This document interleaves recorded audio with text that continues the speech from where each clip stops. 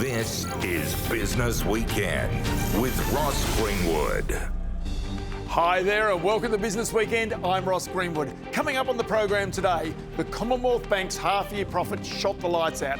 Its share price took off and the CommBank regained its title of Australia's largest company. But CEO Matt Canavan is worried that our economy is stuck and needs government action to get it moving faster. Well, I think we're in a period where we should have an aspiration for higher growth. I don't think we can rely on our traditional strengths. And it's a similar message from one of Australia's biggest industrial companies, SGH, led by Ryan Stokes. It owns Boral and Coates Hire and Westtrack and has made a takeover bid for BlueScope Steel. We want to buy really good businesses. We think BlueScope is a great business. It's playing into the thematic in Australia in industrials. It's got privileged assets in our view. And one of Australia's most exciting companies, no doubt, is DroneShield. Its share price grew more than 300% last year, but a series of director share sales and ill-timed statements has put the skid under its shares. This week, Edward Boyd got exclusive access to its secret new manufacturing plant. We have over 4,000 devices all around the world now, in almost every corner of the globe. The feedback that we get is constant and it's really significant. So we work really closely with our operators to understand how the threat landscape is changing. Let's start the program, as we so often do with our economy, and how to get it moving faster but without generating inflation. It was a constant subject this week as the Reserve Bank Governor Michelle Bullock fronted first the Senate, then the House of Representatives Economics Committees. The pressure was on from coalition members to get her to concede that government spending is contributing to inflation and therefore to higher interest rates. People are only going to get angrier in this country if they're gaslit into thinking that the economy is okay when their lived experience is absolutely terrible. Senator, right now. I take exception to that comment. I am not as I have taken exception to saying gaslighting things anyone. are okay. Let us speak. I have said that there are certain aspects of the economy which are doing well, and one of them is the labour market, which is positive for people. Now, I understand that some people are doing it tough. I do understand. I get letters and I read them. But that is not to say that you can't recognise that there are some parts of the economy that are doing well. And the labour market, I think, has been a really positive thing for this country. But Bullock and her team made certain concessions that the RBA now forecasts inflation won't be back in its target band for 2 years. The board took the view at its meeting last week that inflation running at something with a 3 in front of it was not acceptable. It's not in the range and it's not forecast to get back into the range for another couple of years. And so the appropriate response to these changing circumstances was to raise the interest rate. And that view had an immediate impact on our markets. Our dollar pushed up close to 72 US cents. Money market interest rates are again higher. Here's a look at the Aussie dollar versus the Japanese yen over the past 3 months. You can see the yen's been dropping back. Aussie has risen to an all-time record high. Perfect time to be in Japan right now if you're an Australian tourist. One Aussie dollar is buying a bit over 110 Japanese yen. Clearly, political management of our economy is vital right now. The first is to restore Australia's standard of living, which has collapsed under a rotten Labor government. They do not know how to manage this economy, and the result is Australians are getting poorer, their standard of living is going backwards, not just in absolute terms, but relative to peer countries around the world. And this has been an economic disaster for Australians. But Angus Taylor's ability to cut through to the electorate is as important as the policies he's espousing. Certainly at the last election, when we did the Treasurer's debate right here on Sky, Angus Taylor understood the challenges that face Australia, but he either didn't cut through or the electorate wasn't listening. Get investment moving, you can keep the economy moving. And here's the key, Ross. The way to manage a budget is to grow the economy faster than you're spending. It's a simple rule. It's one we had in place when we were in government. Jim hasn't stuck to that rule. Okay, but he threw it out the window. Grow the economy, manage your spending, you can get through. Now, And for the existential crisis that Angus Taylor says the Liberal Party now faces, its very survival might depend on how bold Angus Taylor is in developing new economic policies that can drive Australia forward, and just how successfully he delivers that message against a very cunning and seasoned sitting government. They love fighting, but they never fight for Australia. They just fight each other. Because it goes to their core values. And we've seen that with the extraordinary launch of a leadership campaign that didn't have a single new policy idea. It was just the vibe. Well, so far, the government has shown no real sign of wanting to cut spending from close on 40-year highs compared with our GDP, excluding, of course, the COVID years. Now, some raw numbers for you. From the government's own budget document from back in December, they show it. This year, the government will spend $786 billion. Next year, its spending will be 3.1% higher. The year after that, 3.7% higher. And in 3 years' time, spending will rise another 4.9% to $882 billion. So within 4 years, the government, which tells us its spending doesn't influence demand and therefore inflation, will spend an extra $96 billion a year. Well, the government's answer for now is to tax people and business more. Higher inflation equals higher wages, and bracket creep grabs even more money from workers. The Treasurer says tax cuts are coming this year. They'll help, but you can guarantee not completely. Then there's capital gains tax. The government's reform to reduce the 50% method of calculation. It too will collect more and not less tax. So is this smart or not? Let's bring in Mark Humphrey-Jenner, the Associate Professor of Finance at the University of New South Wales Business School, who violently opposes any change to this CGT system. Mark, always good to chat to you. Why so violently opposed? Well, firstly, thanks for having me. And there are real issues with changing capital gains tax. The first major problem is it isn't really going to raise any more revenue because people will adjust behaviour as a result. Less trades, less transactions, and people will hold on to assets for longer, and people will invest less in Australia. The second major issue is that if this applies to housing, it's not even going to do anything to help the housing crisis. It's not going to lower prices, and in fact, if anything, it might reduce supply coming online because people will be less incentivised to build. And in essence, for individuals that are struggling with inflation, struggling with high taxes, struggling to get ahead, this is really taking away one way for them to achieve a form of freedom from their employer. In essence, no one really wins from this, and it creates a lot of dead weight if we were to hike capital gains tax. OK, the one thing I know about capital gains tax, it's one tax that people have some control over. With your income tax, you must pay it on an annual basis because you have earned the income. But with a capital gains tax, you choose when you sell the asset, and therefore you choose when you pay the tax. To your point, if people hang on to their assets, the government won't collect more in tax because people will be incentivised to hang on to their assets until either the system changes or they're on a lower tax rate. Precisely. So think about it in really simple numbers. You've made $100 on your house. Say, for example, there is no capital gains tax discount. That person might be in the top marginal tax bracket, even if it's just for 1 year. So they lose half their equity. They went from having $100 to $53, $47 worth of tax. If you've got the capital gains tax discount, well, then you get a little bit more of that equity, $73 rather than just $53, which makes it a lot better, or at least a lot less bad. So people will delay the sales much less than if you hike the capital gains tax. Now, notably, some other countries have realised this is a problem. So Vietnam, for example, in 2025 scrapped their capital gains tax, realising that it does create some issues if you want to drive growth. OK, and it's not the only country that's got a zero capital gains tax. New Zealand, for example, no capital gains tax. If you go even to the United States, it's basically a layered capital gains tax that goes pretty much from not very much out to about 30-odd% or so. So, different countries have different views about capital gains tax. But the one thing is you don't want it to be a disincentive to people turning over assets. Absolutely. So if you disincentivise people turning over assets, you get a few things. Firstly, you raise less revenue for the Commonwealth government. Secondly, think about stamp duty. What are the states going to do? Stamp duty now decreases because people aren't selling or buying.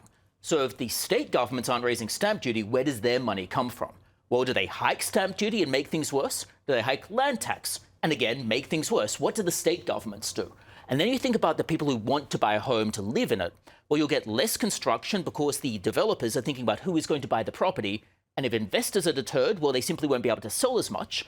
And or people who own existing rental stock who might be interested in selling for whatever liquidity reasons, they'll be less likely to do so. So this is maybe part of a broader tax reform system, which Australia desperately needs. There's no doubt, I think people understand this. People would welcome it from the government, but it can't be seen to be a tax grab. It's got to be an incentivisation to make our economy grow faster. So therefore, as a result, there is more tax consequentially being paid. Absolutely. So the government needs to focus on growing the tax base, not just increasing rates. So let's look at what happened when the United Kingdom increased rates. They increased their capital gains tax rate to 24%.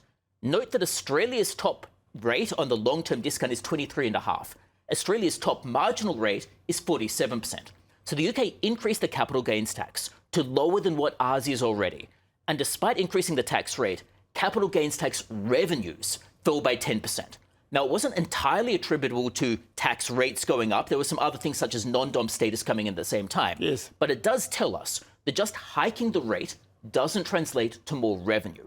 You need to think about growing the tax base because people will adjust their behaviour when you hike the rate. Mark Humphrey-Jenner, always good to chat to you. Many thanks for your time.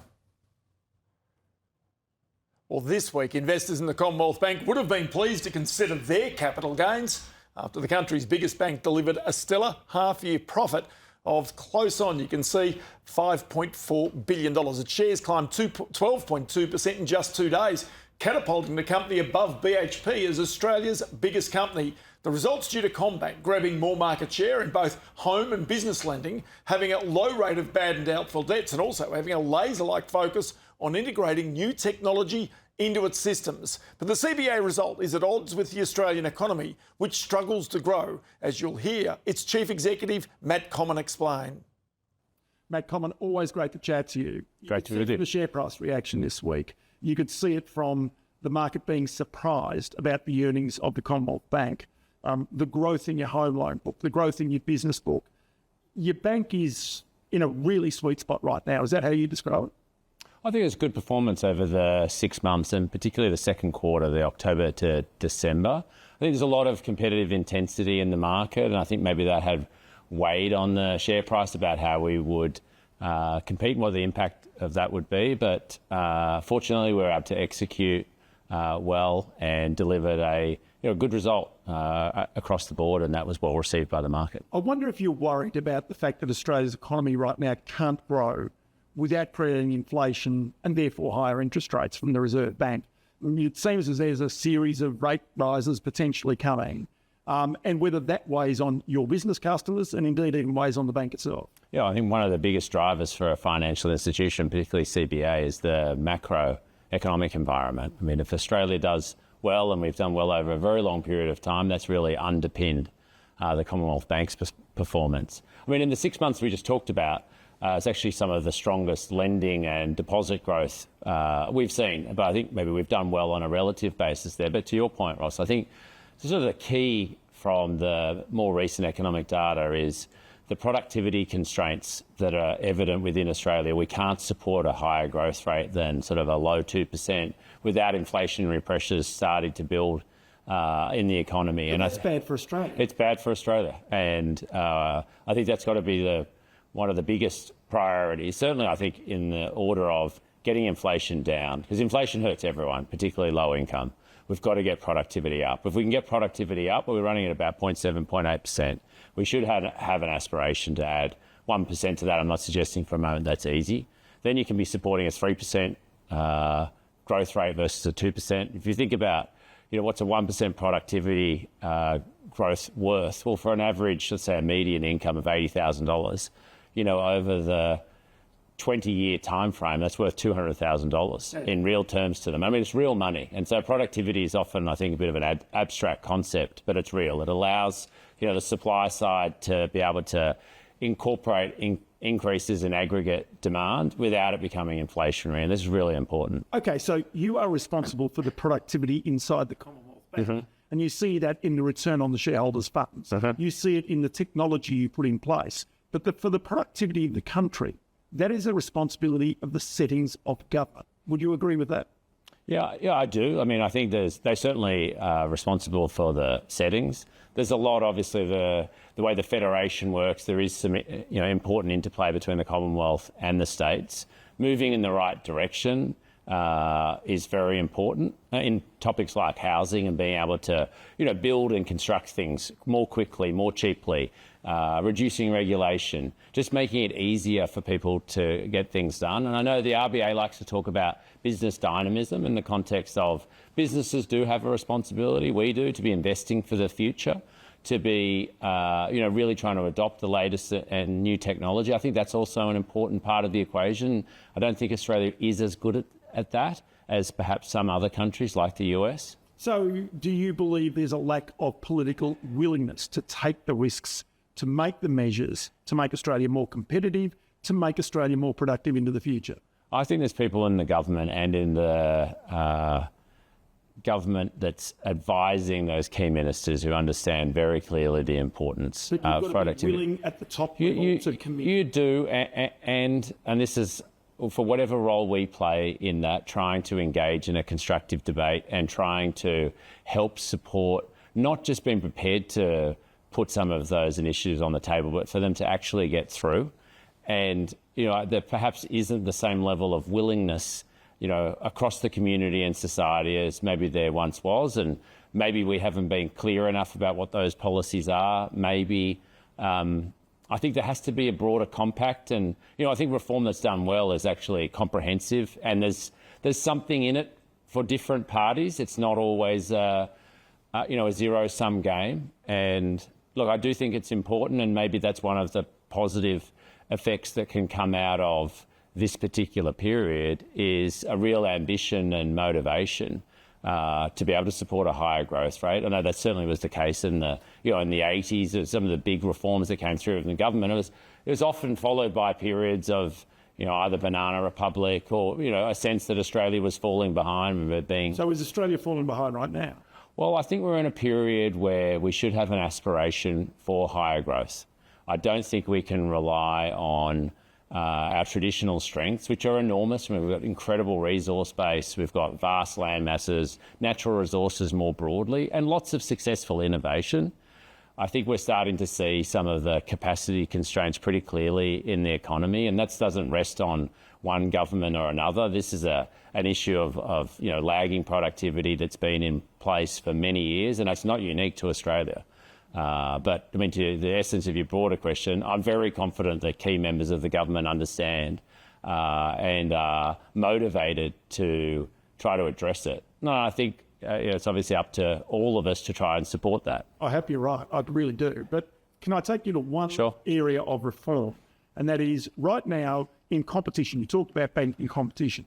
One of the most significant forces of competition is Macquarie.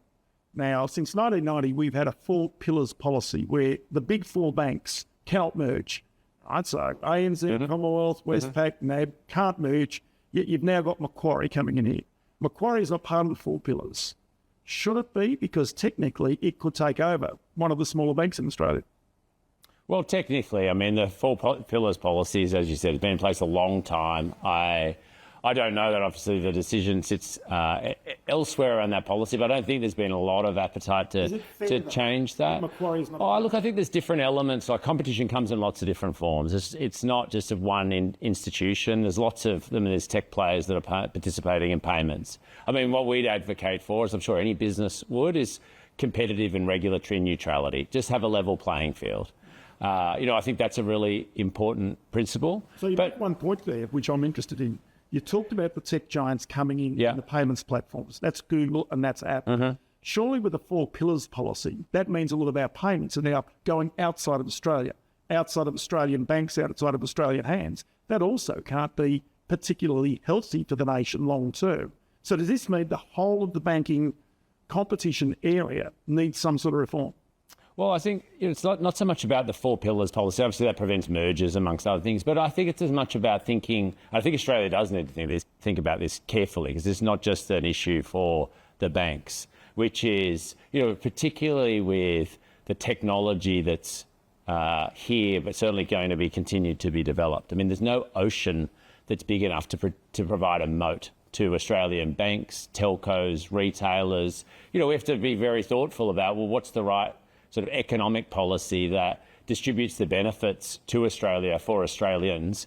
And as much as there's some wonderful companies around the world, you would like them to be playing by the same rules, operating under the same laws, frankly, making a financial contribution in the form of taxation that is actually commensurate with the returns that they're making, not sort of blatant profit shifting into low tax jurisdictions. Now, of course, I'm not suggesting they're easy issues to confront, but I think they're really important issues. I think having a sense of fairness and regulatory neutrality is important and should be a principle that's as widely adopted as possible. And then secondly, competition's good insofar as it improves and strengthens the rate of change to the customer experience. I think it brings out the best in people. I know the competitive context has certainly helped motivate and galvanise the Commonwealth Bank. We've had as you said, a reasonable performance in the 6 months, and so I think we've got to both embrace some of that, but also just make sure that it's fair and it's on the basis that is in the best interest of Australia. Matt Canavan, always good to chat to you. Many thanks for your time. Likewise. Thanks, Ross. After the break, we go to another two of Australia's most strategically important companies, the hearing device maker Cochlear and its chief executive Dig Howard, and SGH, the owner of Boral, Coates Hire and Westrac, and its CEO Ryan Stokes.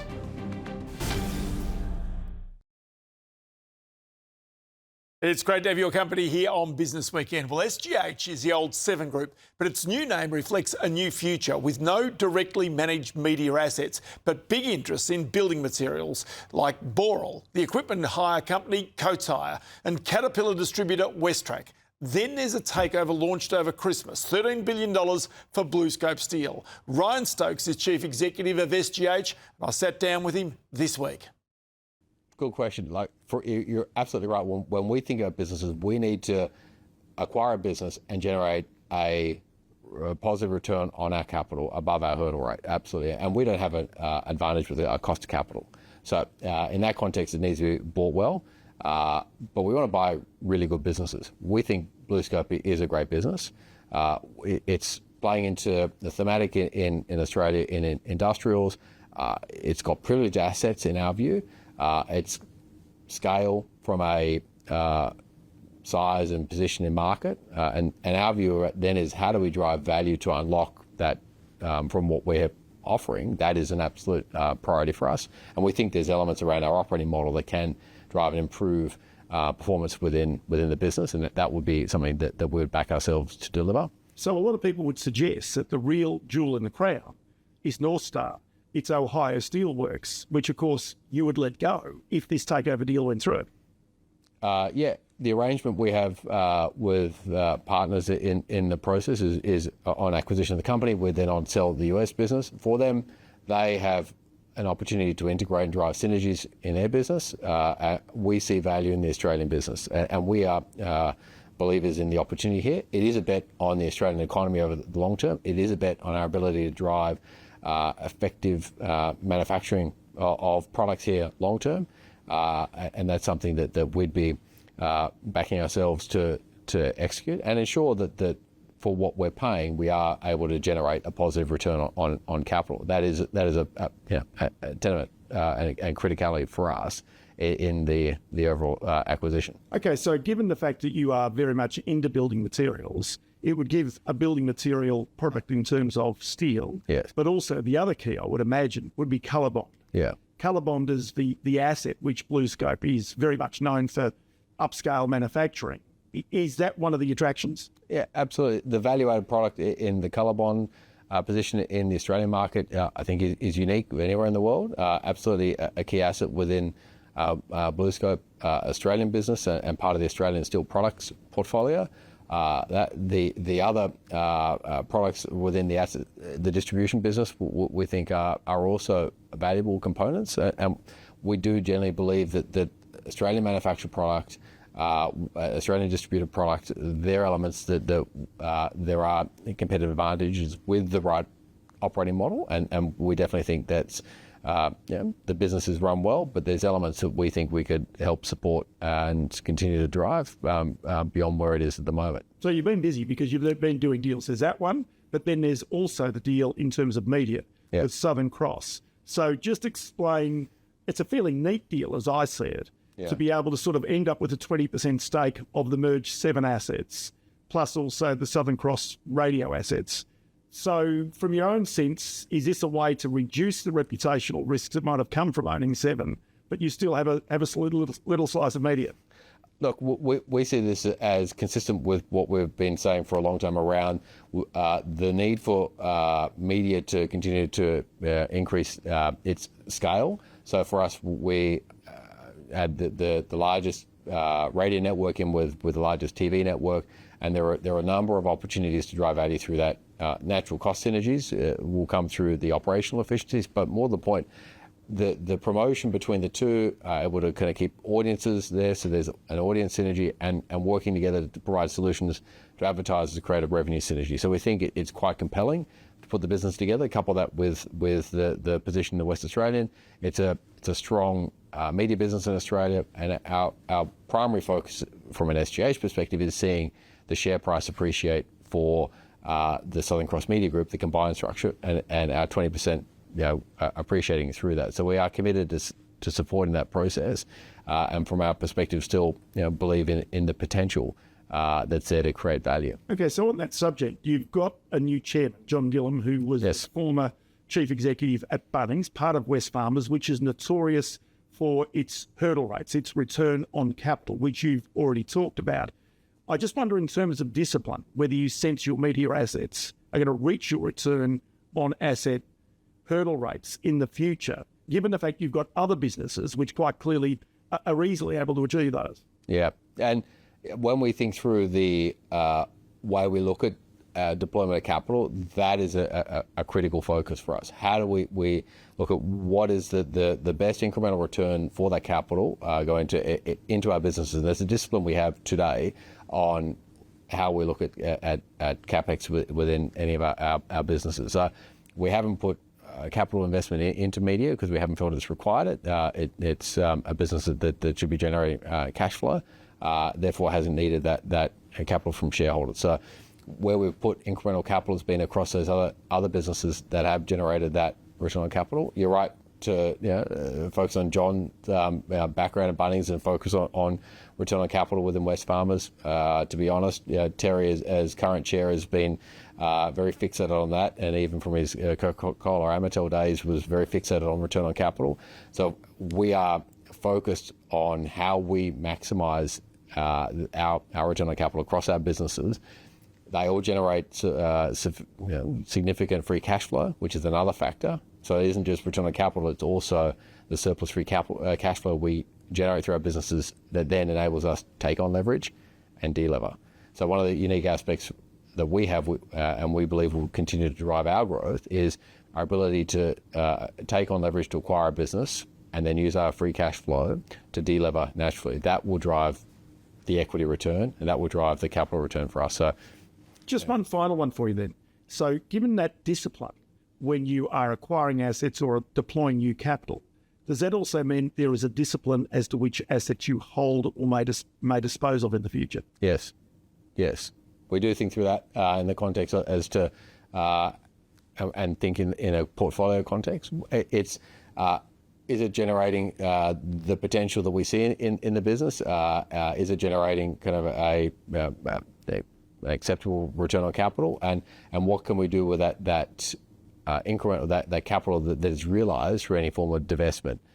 Where do we deploy that? It's going to create a better return on capital. So if we look across our operating businesses, which are probably the more complex elements to thinking of portfolio move, all our businesses are generating really attractive return on capital. In addition to that, it is also the free cash flow. Because if we can use that free cash flow to grow, there is an incremental power with that. So even Coates generating mid-teen return on capital still has a significant free cash flow contributing alongside Boral and WestTrac.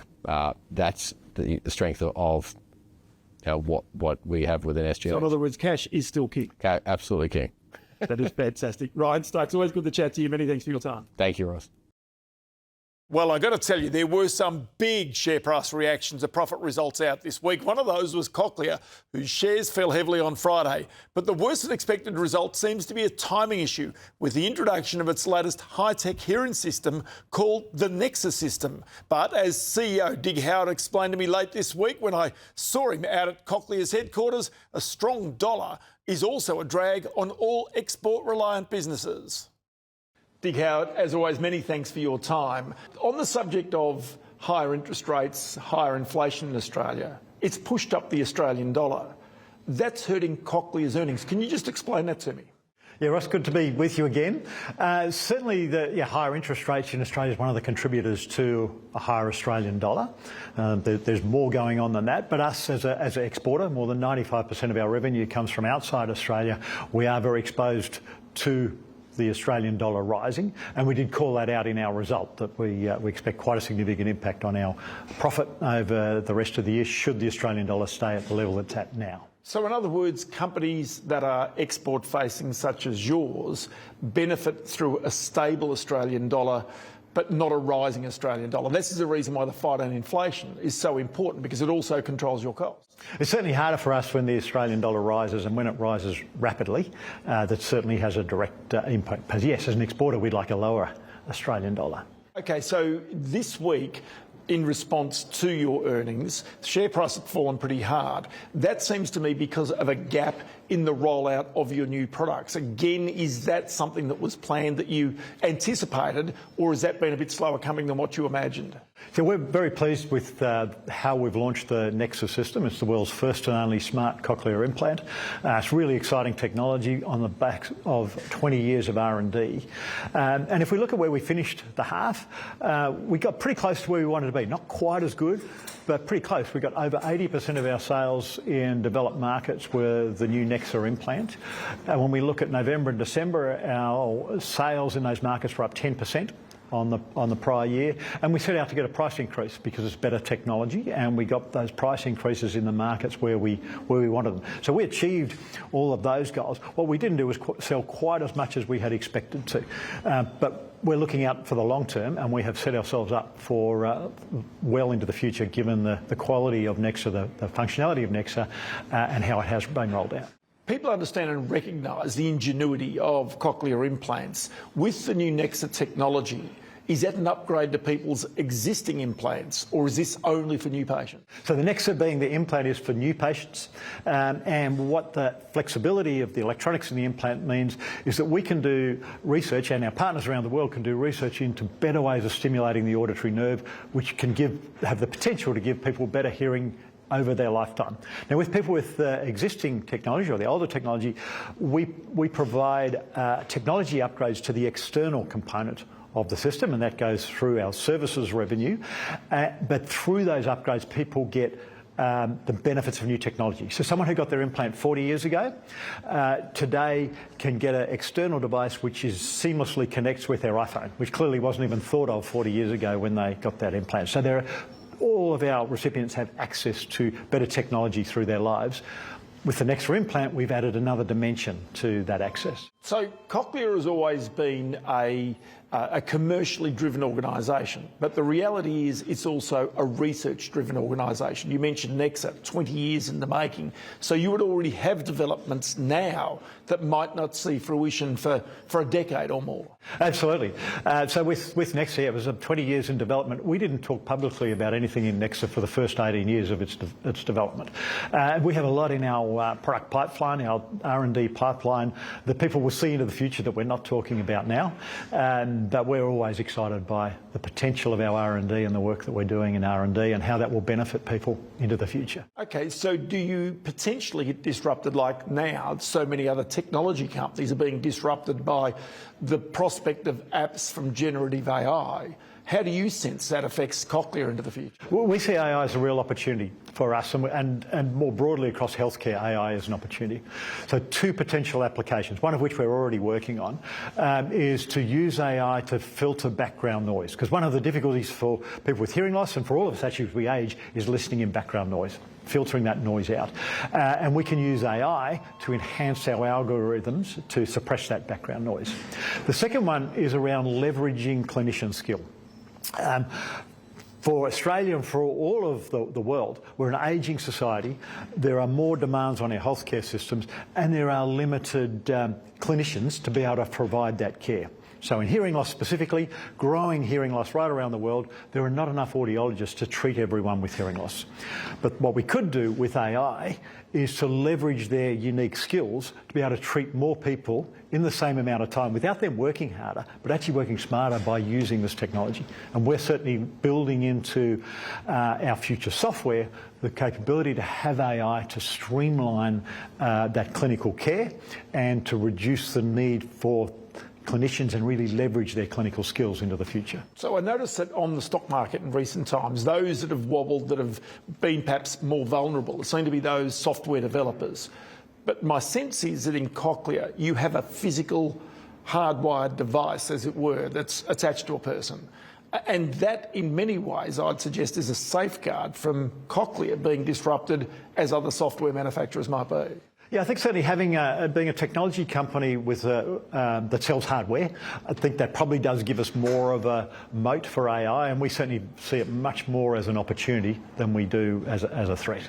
Okay, then take me to the business itself, because selling implants through medical practitioners to patients who need them, that's a transactional style business. What I wonder is in the future whether this becomes more of a software as a service type operation where you can create annuity style income rather than creating that transactional style income, which can mean your earnings are volatile. Yeah, it's certainly something we consider and are looking at. So at the moment we have a lifetime relationship with all of our customers. So once they get the implant, they depend on that implant for life. And as I said earlier, someone who got the implant 40 years ago still has a relationship with us to get technology upgrades to the external. In the future, and certainly with the new implant, there is the potential to add firmware or software upgrades to enhance functionality and features. So there is that potential there. We are thinking through how do we make sure that we give people benefits into the future? How do we do that in a sustainable way? So it's certainly something we are considering, but our primary goal is how do we develop better technology? How do we improve people's hearing outcomes, and doing that in a financially sustainable way? And then secondly, to actually get more reach into the world. China, Southeast Asia, those places that haven't necessarily had the exposure of North America or places such as Australia. Yeah, so geographic expansion is important for us. We have an opportunity to grow in every country in the world. So in the US, in Australia, the penetration of cochlear implants is far lower than it should be. In the US, around 2% of people who would benefit from a cochlear implant currently get one. So we've got a huge opportunity to grow there. And we have that in every country in the world. And one of our challenges is choosing. Where do we choose to invest? We do have customers in 180 countries around the world now, so we are geographically very diverse. But that's part of being the global leader, is having that geographic diversity and then investing in technology and investing in growth to help more people get access. Dig Howard, always great to chat to you. Many thanks for your time. Ross, always good to talk to you. Thank you. Coming up after the break, Drone Shield shares have been up and down more regularly than the small flying craft that tracks and then brings down. This week, Edward Boyd gained exclusive access to its new and very secretive manufacturing plant.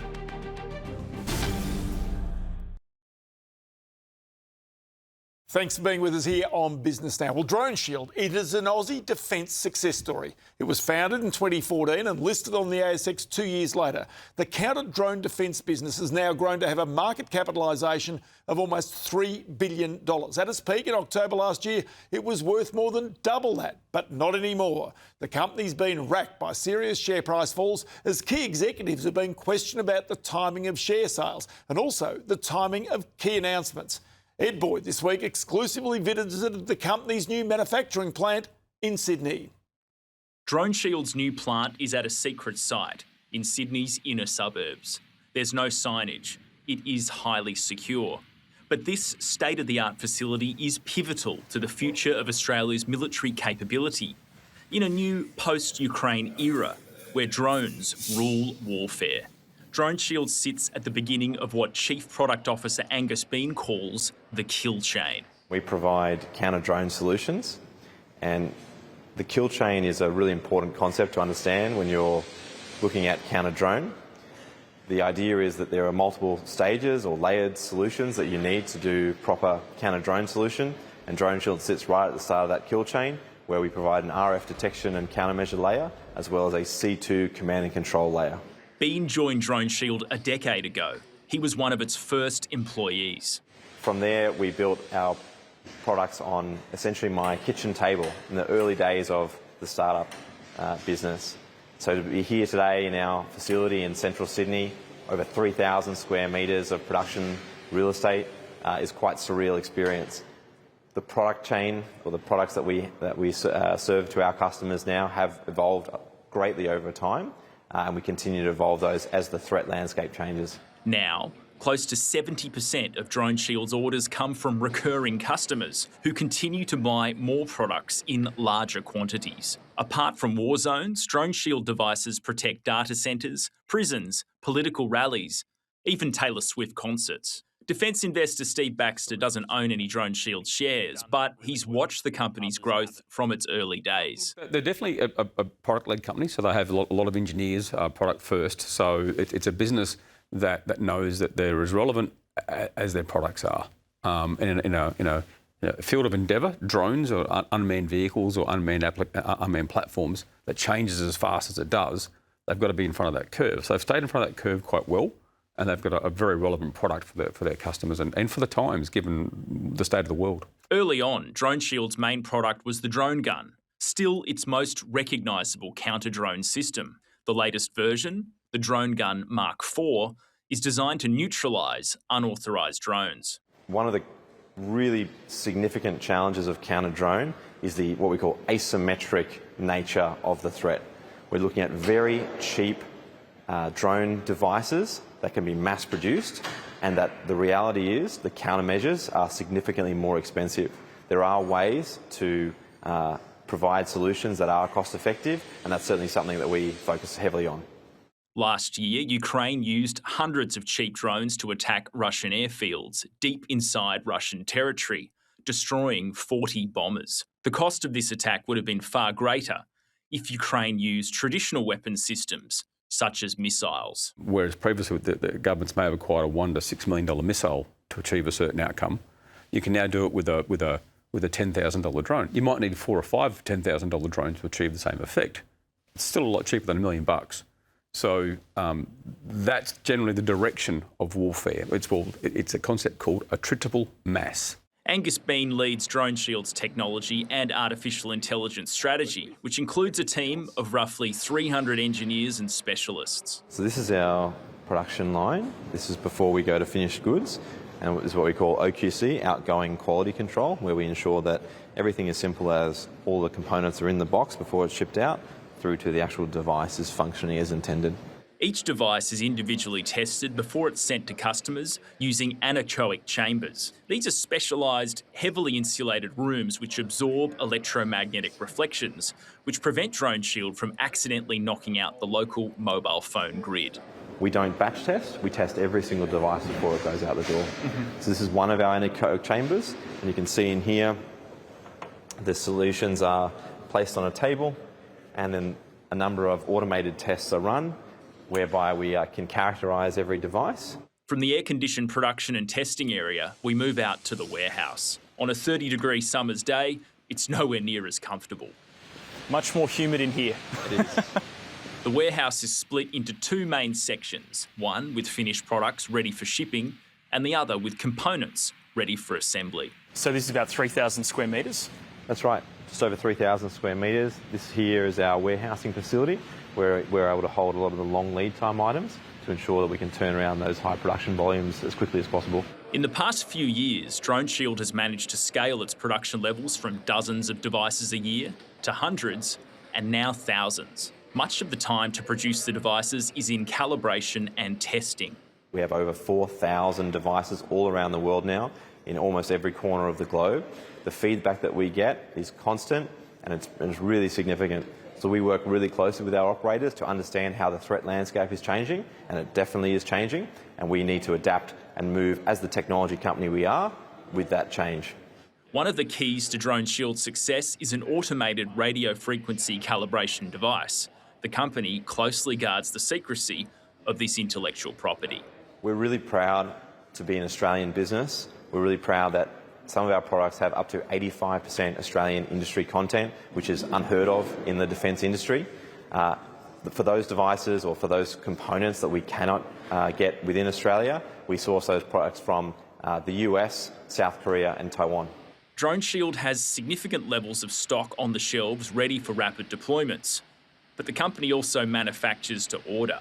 And for big clients, the turnaround time is roughly 3.5 months. This drone gun is just one of hundreds of devices packed up, ready for shipping to defence customers overseas. A lot of it ends up in Ukraine on the front line. You've got RF gear patrol radios here, along with some pretty large vehicle-mounted drone detection devices, such as this one, which are also used at sporting events. As Drone Shield has successfully scaled up its manufacturing, its share price progression has been fascinating to watch as well. For the first 8 years, the shares hovered between 20 and 30 cents, hitting a high of about 50 cents in 2017. But in 2024, as the company signed more contracts, its share price surged. It kicked off a phenomenal run, where the shares peaked at $6.71 in October last year. Young retail investors bought into Drone Shield, helping push its price to record highs. At one point during this run, Drone Shield was the most traded stock on the market after the Commonwealth Bank. But the shares began falling equally as sharply after CEO Oleg Vornik, Chairman Richard James and Director Jethro Marks dumped almost $70 million worth of stock. These share sales triggered a please explain letter from the ASX and brought heightened scrutiny onto Drone Shield. Look, it probably wasn't their preferred outcome, I suppose. I mean, it was a very curious thing that happened, the way it was conducted, I think, the way it was perceived, and I think the lack of communication in and around that process would help inform a lot of other people's decisions, and I'm sure they'd do it differently again. So I have no doubt, being a listed company and being the market size they were and who's invested in it, they would have had the appropriate policies in place, or at least overt policies in place. So maybe the enforcement of those policies, I think, is a lesson for the board going forward. But perhaps those start-up roots, which drove the company's enormous growth, also left a legacy attitude amongst senior executives. We're a startup business. We learn everything all the time. I'm not going to comment too much on that. My role is to focus on the production, design of our next generation solutions, as well as getting our production facility here in central Sydney up and running. What's not in doubt is that if the company is to keep growing, it will need to bring its corporate governance up to the same standards of similar ASX-listed companies. Drone Shield is now well inside Australia's largest 200 listed companies. It has thousands of retail investors. It's not a startup.